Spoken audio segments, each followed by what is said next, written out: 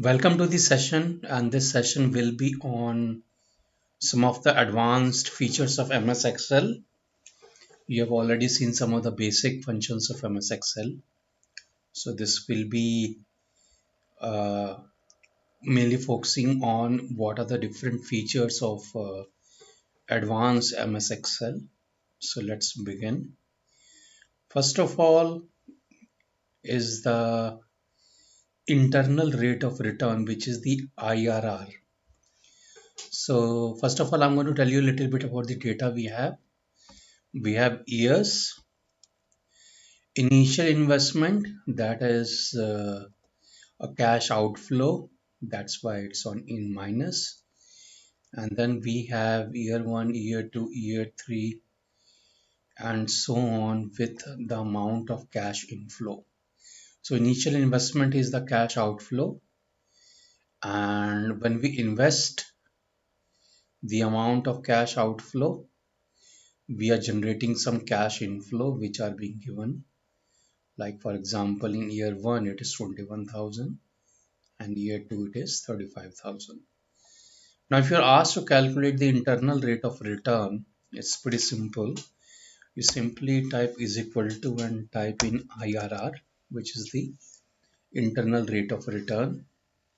It shows that returns the internal rate of return for a series of cash flows.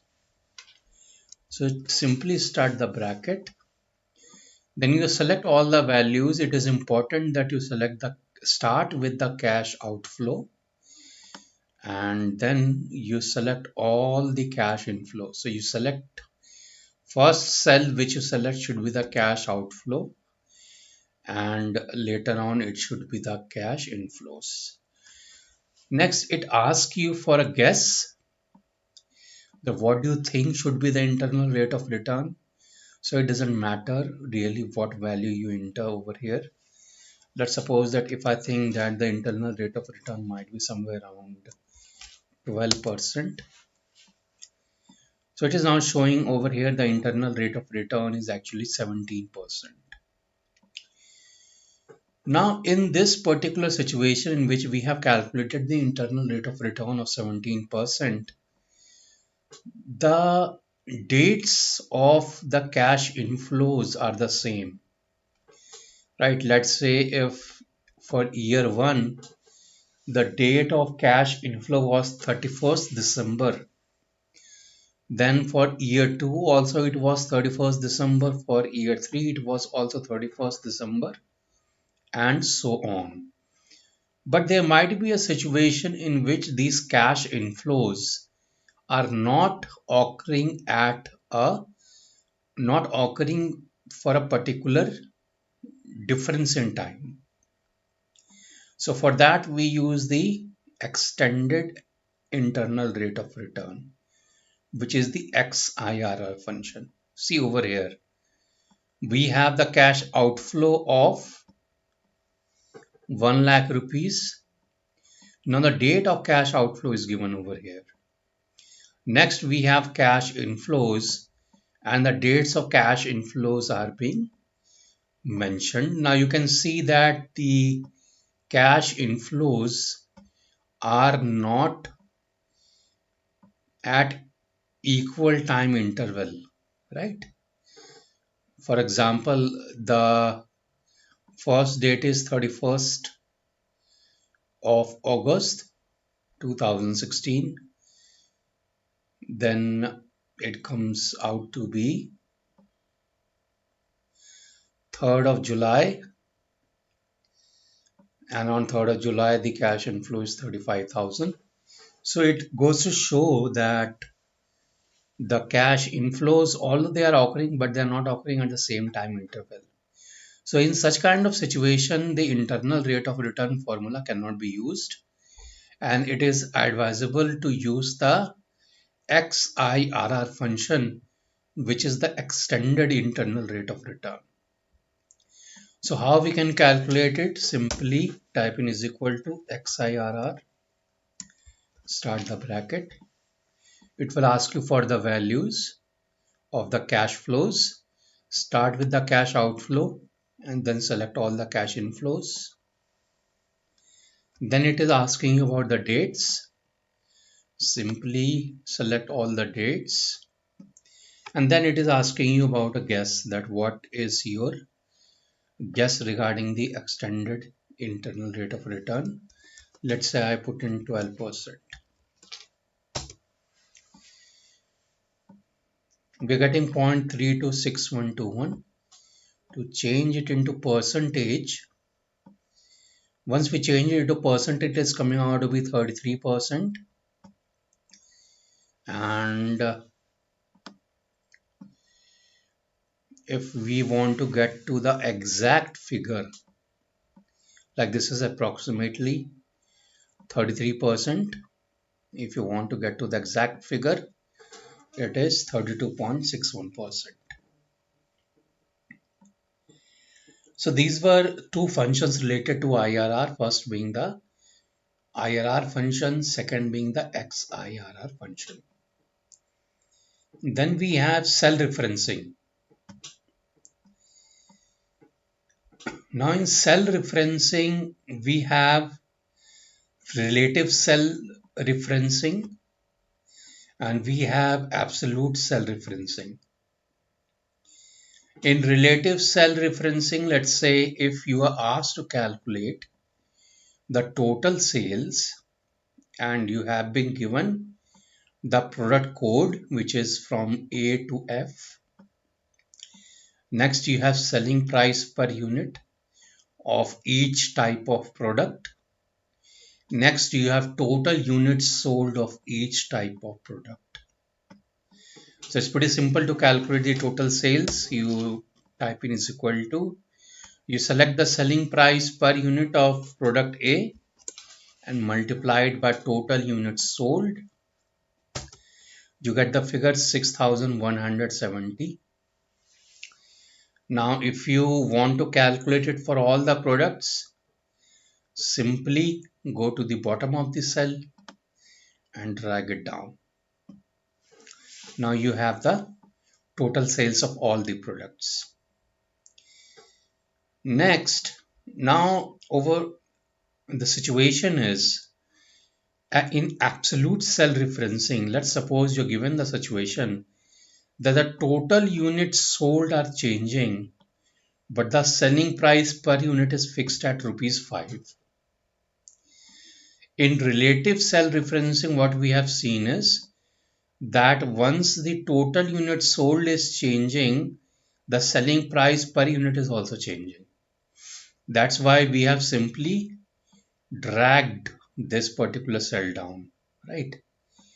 So now in absolute cell referencing, what we will do is we will say is equal to, we will select the selling price per unit, but since the selling price per unit will remain constant, will not change with the change in total units sold, we will simply type in dollar before the C and after the C, and then we will multiply it by total number of units sold. Here we get 6170. Now if we drag it down, then look at this particular cell, 22,680 rupees.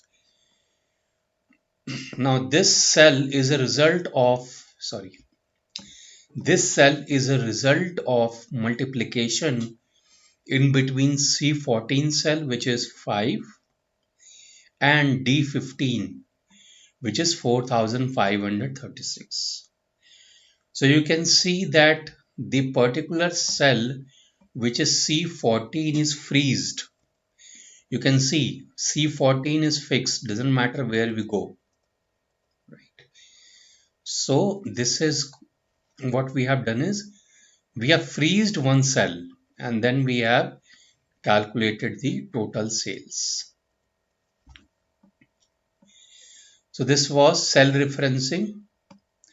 Next, if you are asked to calculate the EMI, let's suppose that you have taken a loan of 6 lakh rupees and you have taken it for 3 years, that is 36 months, and the interest rate per annum that you have to pay is 12%. Now you are being asked to calculate the EMI of this particular loan. So we can calculate the EMI by using the PMT function. Simply type in PMT, start the bracket. First of all, it is asking you for rate. So rate is interest rate per annum is 12%. Now since the number of months is in this particular figure, number of months is 36, so the interest rate we also have to take per month. So we will divide the interest rate per annum by 12 to convert it into interest rate per month. Then it is asking for number of periods. We select number of months, which is 36. Then it is asking for present value. What is the total amount of loan? We select the amount. Then FV and type are not mandatory to be typed in. So what we can do is simply close it. Now we are getting the amount of 19,928 rupees and 59 paisa. To, to remove the minus sign, simply select minus in front of the total loan amount. Now it is showing 19,928 rupees and 59 paisa, which is your EMI.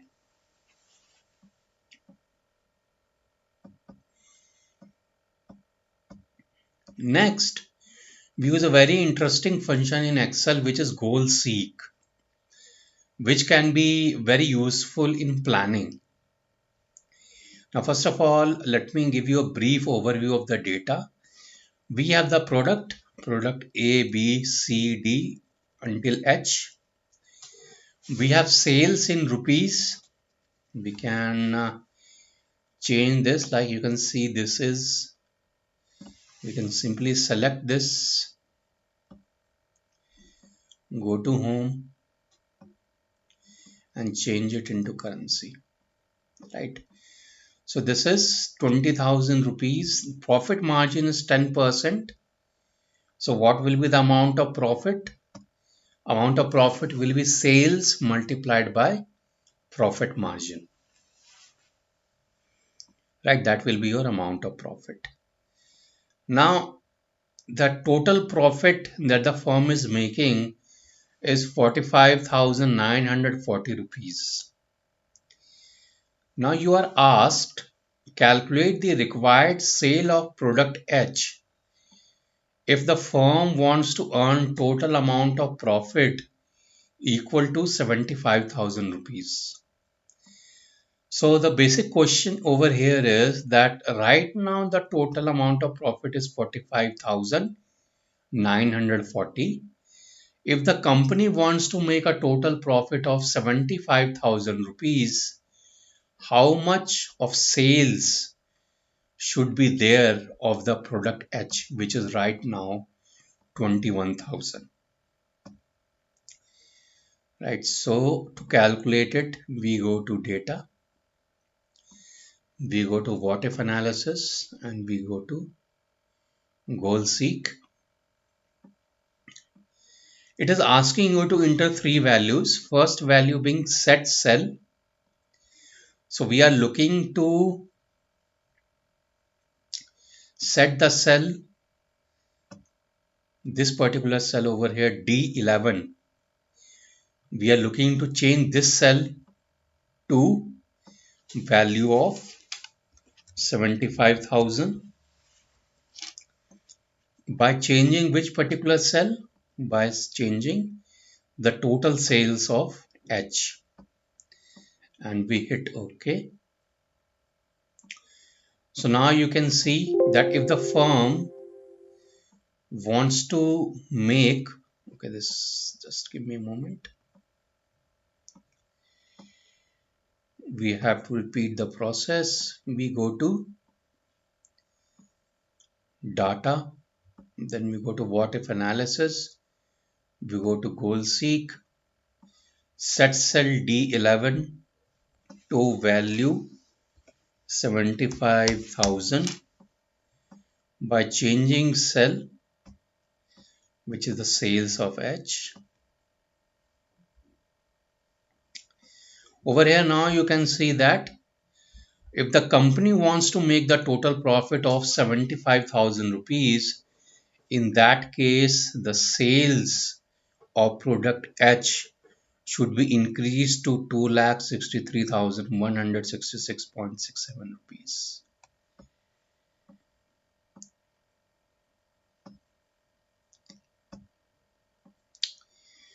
So this is how you can use the goal seek function